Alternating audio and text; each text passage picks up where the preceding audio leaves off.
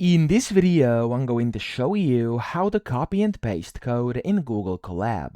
Now, the first thing you have to do, of course, is find the code you want to copy. So I'm going to scroll down and I'm going to find some code. Let's say it's going to be this code over here inside the second step over here. This is just a sample document, don't worry about it. So what you want to do here is select the code. You could either go and highlight it like this, or you could also click anywhere inside the code and press Ctrl and A on your keyboard, and everything is going to get selected. Then, of course, you want to copy it, so you can either right click and copy, or you could also press Ctrl plus C on your keyboard and it's going to copy it as well.